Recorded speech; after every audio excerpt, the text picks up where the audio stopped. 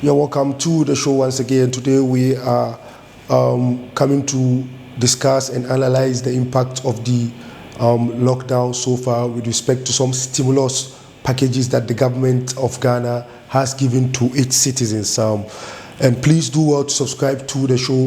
Hit the subscribe button, hit the notification part, like your program if you enjoy it. At the end of the show, send in your comments, share the program for as many viewers to enjoy the show. We are going to look and analyze the stimulus packages that the government has given to 8 people. Before I start the program, I would like to take this opportunity to express my sincere condolences to the federal government of Nigeria for the unfortunate demise of Alhaji Malam Abakiyari, the chief of staff at the Aso Rock Villa at the office of the Federal Republic at the office of the President of the Federal Republic of Nigeria.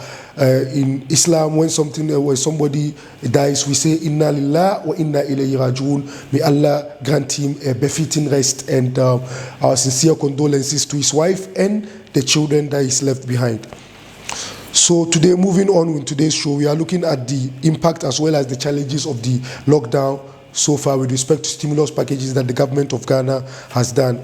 The President, Akufo, has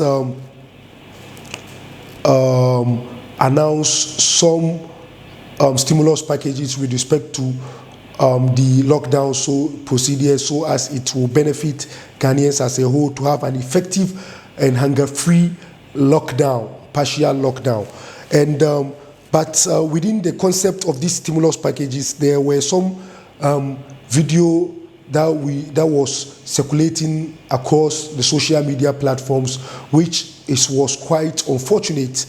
I said it's unfortunate because when you look at the scenario of what transpired in the video, as in there were sharing of food whereby people came out and so many people gathered, and there were so many, they congregated and were together fighting for the food, which was quite unfortunate. And this tends to go against the rules of the lockdown, in which we are supposed to observe social distancing. The aspect of social distancing was entirely defeated just because the food was being shared. And this problem, I will say, has come in as a result of so many reasons. One, we don't have an appropriate, absolute database to track and know the number of citizens that we have in Ghana, as well as the foreigners that we have. Because when you with proper data system, government is able to plan effectively and know those who are working and those who are not working.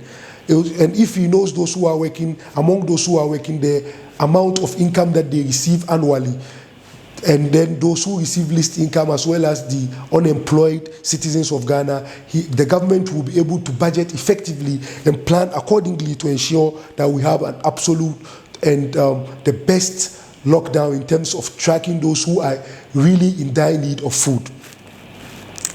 But the process was in disarray because so many people came out for the food, even because of lack of database. I'm sure even those who do not qualify to benefit from the food came out to get some of the food, which is quite unfortunate.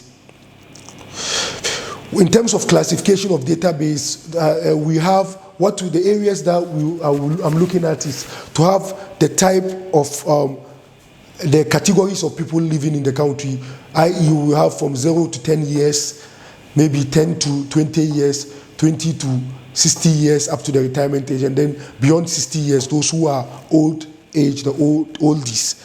With that appropriate figure, we will be able to track those who are working and not working, so that we will address and share the food to those who are in need and not necessarily to everybody.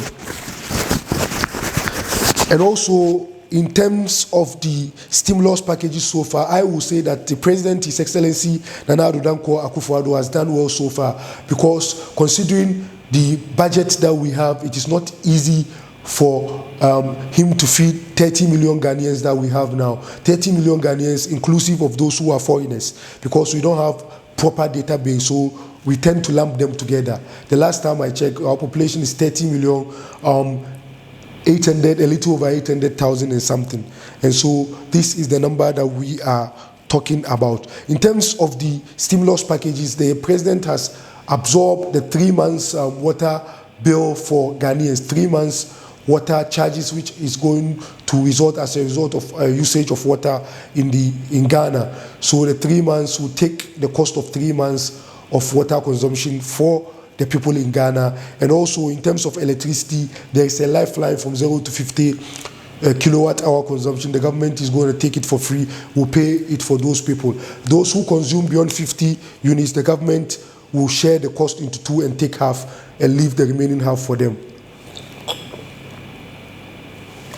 The remaining half for the consumers to also pay.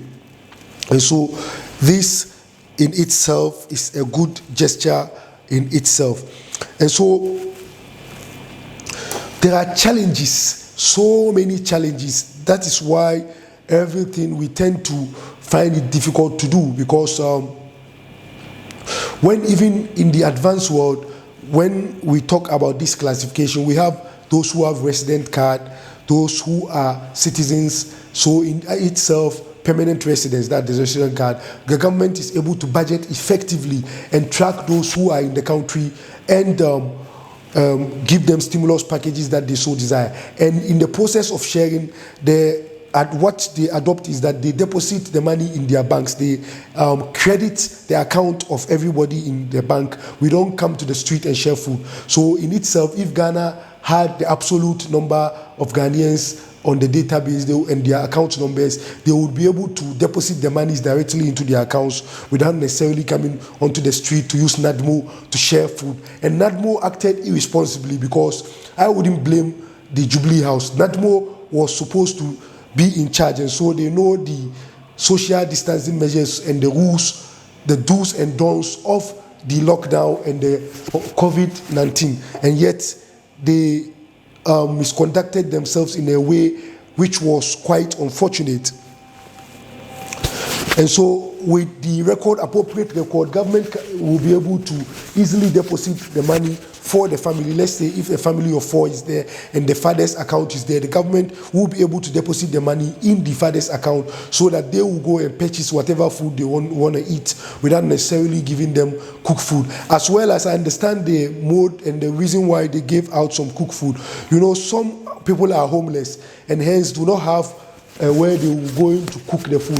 Hence, by appropriate database, it still comes back to the database that I said. We will have those who are homeless and track them and give them the food directly. And even those who are homeless, if need be, we can set up an account for them so that the money will be deposited there. Homeless Ghanaians, I'm saying.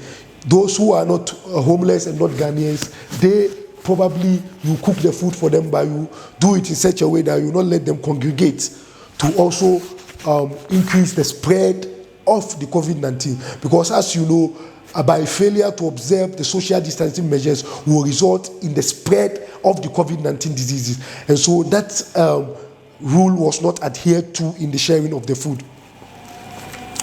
Please do subscribe to the channel, as I always tell you, because we have so many interesting programs coming onto the channel. Do support the show and send in your comments as well. So I will commend the president for doing that, because it's not easy considering the budget that we are having at our disposal. I will say the president has done a yeoman's job so far. God richly bless him. Ghanaians will want more.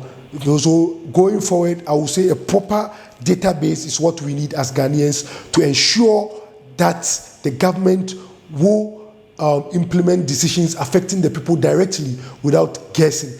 Because without proper database, whatever we are doing is as a result of guessing, because we don't know the number of Ghanaians that we are putting in policies to affect. We're just doing it for doing sake.